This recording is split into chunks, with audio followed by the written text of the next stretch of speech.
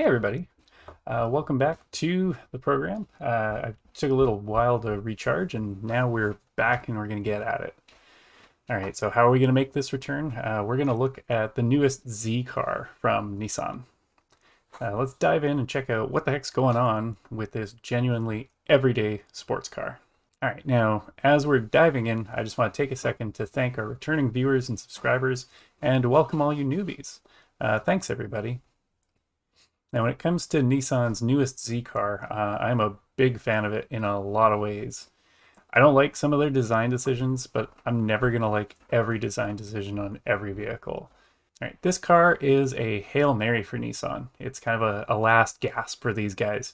It's an attempt to be relevant in the wake of recent financial disasters on behalf of Nissan as a car manufacturer. A lot of their cars are getting really long in the tooth, right? The R35 is getting real old right now. The 370Z, like that was a new car back when I was working on Need for Speed. Things are old. They've also traded in most of their sporty things for SUV and crossover things. I mean, even like the Sentra SER, which used to be a fun, cheap car, has kind of gone by the wayside. Now, it is the nature of the market right now. More and more things, are causing coupes and sedans to go the way of the buffalo because there's just not enough people buying them. Gone are kind of the glory days of Nissan that followed appointing Carlos Ghosn to run the show. If you haven't followed that story, you definitely should Google that later because he was the first non-Japanese person to be thrown in charge of Nissan Renault, and he did amazing things. He gave us the R35 GTR, he pushed through the 350Z, he did all kinds of cool stuff. And finally the Japanese ousted him, and now they're back to doing what they did before, and now the company is going into the red again. So I know that they didn't care for him, but he definitely knew how to run the business better than they do. All right, so what does this all mean? Well, this car has to hit. The GTR has really lost the interest of the Halo car crowd. It has been going forever and ever with very little in the way of cosmetic upgrades. They've slowly turned up the wick on the engine, giving us Nismos and all sorts of stuff. But the fact of the matter is it's an old car now. They needed something fresh. And believe it or not, the 400Z, while the skin of it is new, there is a lot of 370, even 350 lurking beneath that skin. Now, that's okay, right? The 370 was just a slightly nip-tucked version of the 350, and the 350Z, that is a great car. It's a solid base for tuners today. It's a solid base for people who just want to go racing on the weekend. And the 400 is what happens when you hone and you refine and you reshape something that just works. In terms of design overview, let's tackle the front end first and work our way back. Since I do really like the car, I want to address the bits that I don't like first. I don't like how visually squared off and just how kind of nasty they made that massive air inlet in the front. Now I know why they did it. They did it because it harkens back to the 240Z, the original Fairlady, right? Again, if you don't know the background on the Fairlady Z, Fairlady, the head of Nissan at the time, went to a play. It was My Fair Lady. Really liked it. Came back, named his coupe Fairlady. Okay, odd thing, but Japanese cars have weird names, and that's okay. I prefer a weird name to a stupid alphanumeric thing. I'm looking at you, Germans. All right, now on this front bumper, it just looks like it's visually bulky. It's a big slab of square black plastics inside this gaping maw. I feel like if they had just angled in a little bit towards the top, we could get some aggression out of it and we could get something really cool to come out of it. Maybe I'll do a Photoshop and just sort of dump that in there. Okay, now the other thing that I do have problems with is the overall shape and integration of the headlamps. They could be really great, but there's just something that feels a bit smudgy about them. I think what happened here was Nissan was just caught rummaging around in an old BMW Z4 parts bin and just was like, hey, this looks kind of same. Um, Again, I'm just playing, but there's something about the headlights on the Z from certain angles where the integration just makes them look too chonky, because the 240Z's headlamps were longer and slender. So again, this might be constraints of, sort of like rules and regulations of the road, safety standards, but for me it feels a bit squashed. All right, now the main reason that I probably have a problem with this is, again, the problem with any heritage car and reboot. They're trying to draw inspiration here. And I'm going to give them full marks. I'm going to give them all the kudos, because while Acura drew inspiration from their first generation Quint Integra, they made it a 5-door that nobody wants. I mean, the people that are buying this Integra, you know, hopefully they come out with a hotted up one. Hopefully they bring us a Type R, but eh. Now, where they've done that, Nissan is also drawing from the purest, most iconic, and lusted after version of their Z car. So even though they're both drawing inspiration from the past, Nissan is making a greatest hits. Acura is trying to do a deep cut from an old catalog that no one's heard. Now, Nissan, surprisingly enough, has actually done this on every generation of their Z car. They just reinvent the original for the time that they live in then, right? They've done a great job of it. Acura might have just rebadged a Civic, and Nissan might have just refreshed their older Z car, but Nissan refreshed a Winner with some new sheet metal. That's the main difference here. Now, as we come up away from the front bumper, away from the headlamps, we reach that glorious hood with that beautiful hood bump. Again, I love it. It is definitely stolen straight from the 240Z. It creases, it angles, it folds, it does all the good things, and it looks awesome. Even the little angles and folds in the rest of the front bumper, I really like. I love how it flows back into the muscular set of fenders at the front that are bulging out and holding those nice big chonker tires.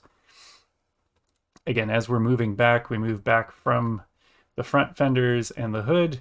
We get a really great look at the rake of the windshield, which is quite awesome.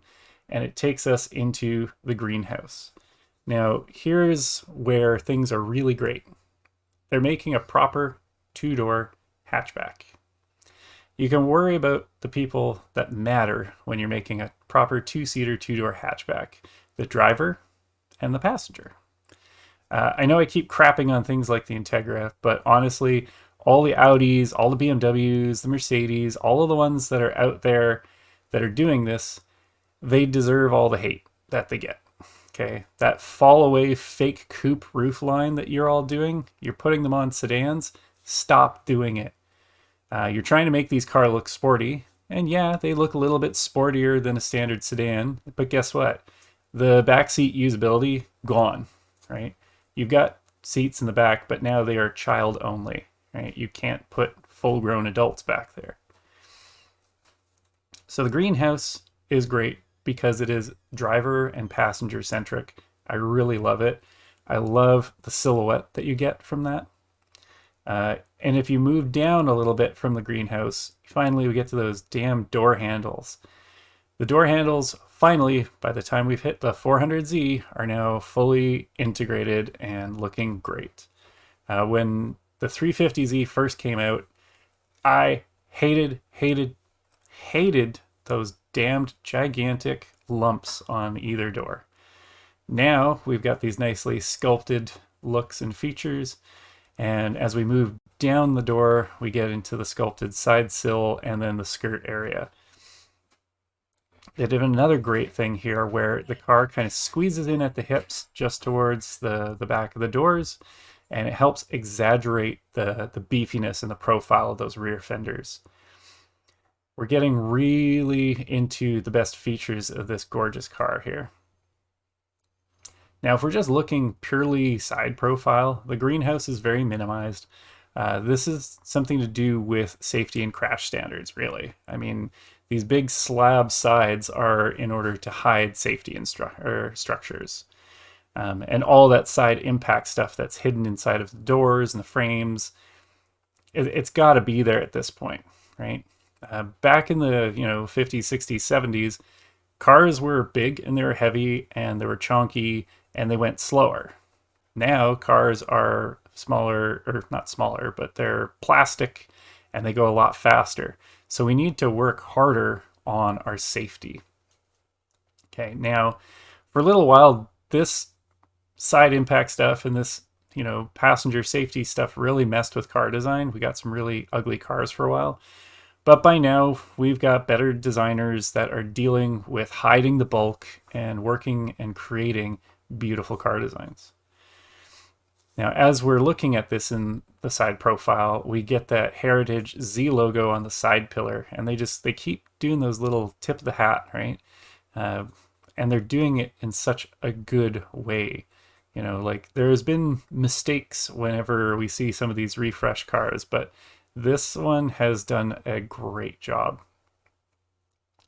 Okay, so we've looked at the front, we've looked at the side, and now we get to the best part, the rear. And oh my goodness, what a rear end this car has, right? The back of this car is a love letter, and that love letter starts in the 1970s and works its way all the way up through the 90s. And against all odds, this rear end freaking works.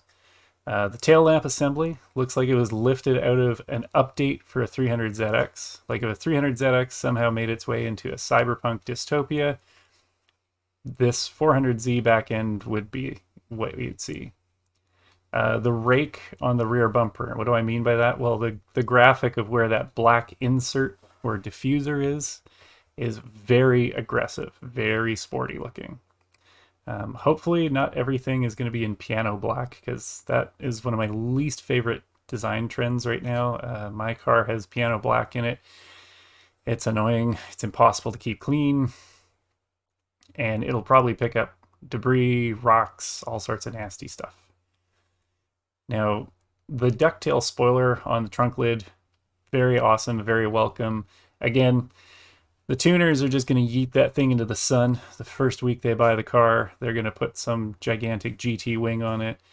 Even the like sort of Nismo special versions that we're starting to see photoshopped up, they're all rocking these gigantic wings. But the fact of the matter is out of the box, this has kind of a restrained but polished look to it. It's not the sort of try-hard parts bin special that you get off that last gen Civic Type R, where it just didn't even look like it fit the car. It's also not somebody sticking a STI style spoiler on their 95 Dodge Neon and just blowing the engine, revving in the driveway. Now, as for wheels and tires, the stock rollers are gorgeous. The wheel design is important and it does look good. And they got some nice sticky rubber on there too. And finishing off down around out back, the exhausts definitely tastefully thick right from the factory. The tips are a little chonkers, but I get it. It's part of the graphics, part of the visual. And those exhaust tips are going to be fed by this awesome looking engine. The engine is now a twin turbo evolution of their excellent V6 platform. Way back in the day, I briefly owned a vehicle that had a VQ in it, and the VQ35, while a little bit thirsty, definitely hits. So right from the factory, this car is going to sound great. It's going to look great. For the purists out there, for the people who are just buying it just to have it and to drive it, you're going to get something great out of the package. It doesn't need to be modded out. Although, this is another car. It's going to see the exhaust get yeeted within the first week because the tuners and the aftermarket companies, everybody's going to be getting ready for SEMA with this thing. This thing is going to be all over the place. And, the interior of the car, now that we've gone over most of the exterior, thankfully, it is very driver centric. What do I mean by that? Well, it comes in a manual for starters, right? Toyota, Honda, looking at you guys. Yeah, the Integra comes with a manual if you pay for it. And the Supra didn't even come in a manual for the first couple of years of its life. Nissan is tipping their hat and saying, hey, thank you, sports car purists, come play here. Now, it's got a nice set of gauges. Everything is facing the driver. It just looks like a nice place to set up shop and spend some hours behind the wheel. Now, one of my favorite things about this car is that seen from a rear three-quarter view, it has special sauce.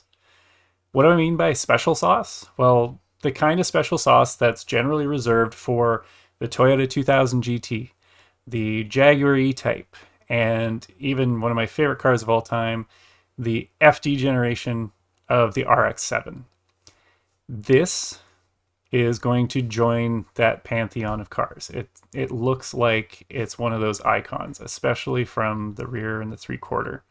I would own one of these myself in a heartbeat. That said, I probably won't or can't because currently we have an EV in the family, and I gotta say, the amount of giggles that are induced when you put that right foot down and just that ungodly amount of torque screams you forward. The other reason is because I've got an EV in the house now, the price tag of these new sports cars that are coming out is a little bit rich for my blood right now. As a second car, I wouldn't be able to justify it to myself. Now, what do I think of this car? I think it is gorgeous. I think that it will definitely be a sales hit.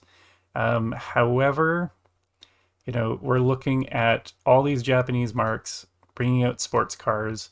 We're looking at the economy of the globe starting to shift a little bit.